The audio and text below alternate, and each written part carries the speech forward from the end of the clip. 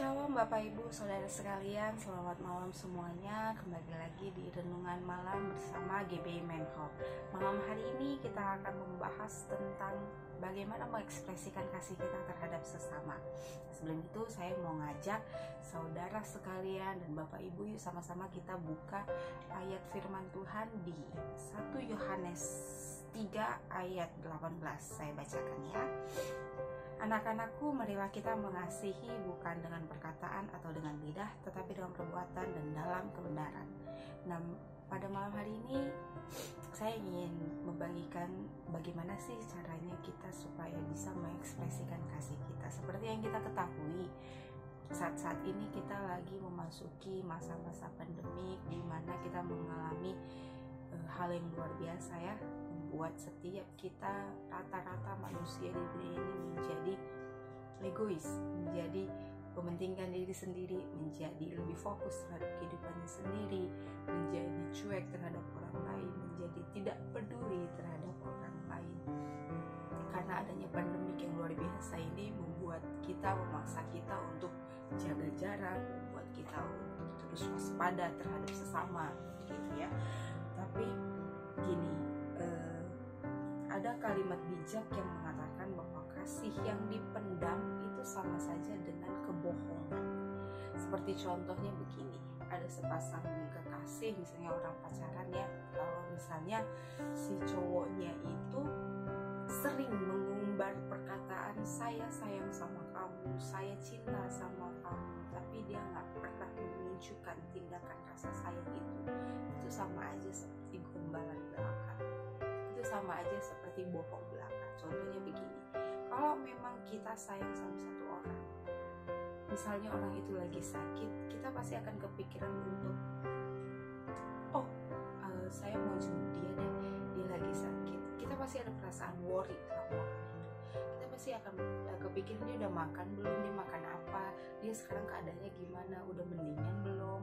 Pasti ada perasaan seperti itu karena kita peduli dengan orang yang kita sayang, karena kita peduli dengan orang yang kita cintai. Nah, itu kalau dalam hubungan berpasangan, misalnya dia benar-benar menyayangi pasangannya bukan hanya dari omongan belaka, tapi melalui tindakannya juga, melalui pikirannya dia akan pergi beli obat atau bawa ke dokter atau selebihnya. Itulah tindakan sayangnya terhadap orang yang dia peduliin gitu lah. Bagaimana dengan kita sekarang ini di masa-masa pandemi seperti ini? Seperti yang saya bilang tadi, yang ada kita semakin cuek terhadap sesama gitu karena adanya pandemi. Tapi di dalam kehidupan Kristen, di dalam mengikuti Tuhan Yesus, kita nggak bisa hidup seperti itu. Kita nggak bisa hidup seperti orang dunia hidup. Kita nggak bisa sama seperti mereka. Kita nggak bisa ikut-ikutan cuek seperti mereka. Tuhan nggak ngajarin kita untuk cuek terhadap sesama. Justru di masa-masa pelik seperti ini, Tuhan malah mengajarkan kita untuk lebih concern lagi terhadap sesama kita, untuk lebih peduli lagi terhadap sesama kita. Gitu. Nah, yang ingin saya bagikan adalah bagaimana cara kita agar kita dapat mengekspresikan kasih kita terhadap sesama kita, bukan hanya orang terdekat kita, bukan hanya keluarga kita, tapi terhadap tetangga kita mungkin, teman sekantor kita mungkin, terhadap teman sepelayanan kita mungkin. Nah, dalam hari ini saya akan membagikan dua cara. Yang pertama itu adalah jangan pernah membalas kejahatan dengan kejahatan. Di firman Tuhan ada dikatakan, besi menajamkan besi, manusia menajamkan sesamanya. Akhir-akhir ini di masa-masa pandemik seperti ini, manusia akan semakin jahat di luar sana. Tuhan juga ada bilang kasih semakin dingin, toh membuktikan sesama kita akan semakin cuek. Tapi kita sebagai pengikut Kristus, kita harus berbeda. Nah, makanya itu Tuhan bilang jangan membalas kejahatan dengan kejahatan. Apa bedanya kita dengan orang jahat kalau misalnya kita hanya memperdulikan orang-orang sekitar kita? Nah, makanya Tuhan mau kita menghadapi orang yang tidak suka dengan kita itu dengan kebaikan. Kita nggak bisa, karena nggak akan ada endingnya kalau misalnya kita membalas kejahatan dengan kejahatan. Itu sama aja ya nggak akan selesai gitu loh. Memang nggak gampang, memang susah. Tapi setidaknya kita coba untuk mulai membuka diri dan tidak lagi menyimpan dendam di dalam hati kita. Kita coba dengan tindakan nyatanya itu bisa kita lakukan dengan kita tidak menyimpan dendam dalam hati kita. Perubahan dari diri kita sendiri dulu. Sebelum menuntut orang lain berubah, kita rubah diri kita sendiri dulu gitu. Jadi ketika orang lain berubah jahat terhadap kita, janganlah lagi kita seperti aku udah maafin dia tapi aku nggak mau ketemu dia lagi. Aku udah maafin dia tapi nggak mau lagi lah berhubungan sama dia. Itu sama saja ya, kita tidak sepenuhnya memaafkan dia. Karena gini, nggak bisa dong kita kayak mau naik level tapi nggak mau diasah. Justru Tuhan mengizinkan orang-orang seperti itu ada di sekitar kita untuk membuktikan kalau kita pantas naik level, untuk membuktikan kalau kita ini boleh, kita ini cocok, kita ini lulus uji gitu loh. Jadi kalau misalnya kita minta untuk tidak mau bertemu orang seperti itu lagi, nggak mungkin kita bisa naik level gitu. Jadi janganlah membalas kejahatan dengan kejahatan. Justru sebaliknya, kita harus membalas kejahatannya dengan kebaikan. Kita justru harus terus berusaha memaksa daging kita untuk begini, untuk jangan membesar-besarkan kejahatan yang ada di dalam diri kita.